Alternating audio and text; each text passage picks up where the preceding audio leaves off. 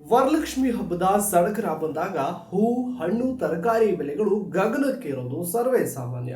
ಹಬ್ಬದ ಈ ದಿನಗಳಲ್ಲಿ ಹಗಲು ರಾತ್ರಿ ದುಡಿದು ಬೆಳೆದ ಹೂ ಹಣ್ಣುಗಳಿಗೆ ಅಪಾರ ಬೇಡಿಕೆ ಬಂದಿರುತ್ತೆ. ಈ ಹಬ್ಬ ರೈತರಿಗೆ ವರವಾಗಿದ್ರೂ ಗ್ರಾಹಕರಿಗೆ ಮಾತ್ರ ಬೆಲೆ ಏರಿಕೆಯಿಂದಾಗಿ ಭಾರಿ ಹೊರೆಯಾಗಿದೆ. ತೀವ್ರ ತೊಂದರೆಯನ್ನ ಕೂಡ ಗ್ರಾಹಕರು ಅನುಭವಿಸುತ್ತಿದ್ದಾರೆ. ವರಲಕ್ಷ್ಮಿ ಹಬ್ಬಕ್ಕೆ ಮತ್ತು ವಿಭಿನ್ನ ಬಣ್ಣದ ಹೂಗಳಿಗೆ ಆಪ್ತ ಸಂಬಂಧವಿದ್ದು ಪೂಜೆಗೆ ಸೇವಂತಿ, ರೋಸ್ ಬಟನ್, ಚಾಕ್ಲೇಟ್, ಕನಕಾಂಬರ, ಕಾಕಡ ಸೇರಿದಂತೆ ಹಲವು ಬಣ್ಣದ ಹೂಗಳನ್ನ ಬಳಸೋದು ರೂಢಿಯಲ್ಲಿರುತ್ತೆ.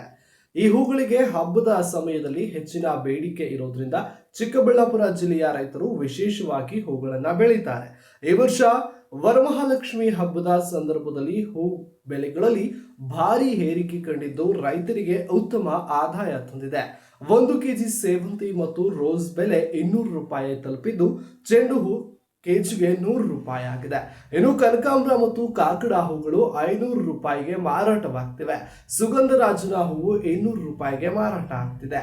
ಈ ಬೆಲೆ ಏರಿಕೆಯಿಂದ ರೈತನಿಗೆ ಸಂತೋಷವಾದರೂ ಕೂಡ ಹಬ್ಬವನ್ನ ಆಚರಿಸ್ತಾ ಇರುವಂತಹ ಅಂದ್ರೆ ಸಡಗರದಿಂದ ಆಚರಿಸಲು ಇಚ್ಛಿಸುವಂತಹ ಭಕ್ತರಿಗೆ ಒಂದು ರೀತಿ ಕಷ್ಟವಾಗಿ ಪರಿಣಮಿಸ್ತಾ ಇದೆ. ಎಷ್ಟೇ ಪ್ರಯತ್ನ ಪಟ್ಟರೂ ಹೂ ಹಣ್ಣು ತರಕಾರಿ ಸೇರಿದಂತೆ ಯಾವುದೇ ವಸ್ತುಗಳನ್ನ ಖರೀದಿಸುವಾಗ ಬೆಲೆ ಏರಿಕೆಯಿಂದಾಗಿ ಕೈ ಸುಡುವಂತಾಗಿದೆ. ಅಗತ್ಯ ವಸ್ತುಗಳ ಬೆಲೆಗಳು ಏರಿಕೆಯಾಗಿರೋದ್ರಿಂದ ಗ್ರಾಹಕರು ತೀವ್ರ ಬೇಸರವನ್ನ ಕೂಡ ವ್ಯಕ್ತಪಡಿಸುತ್ತಿದ್ದಾರೆ.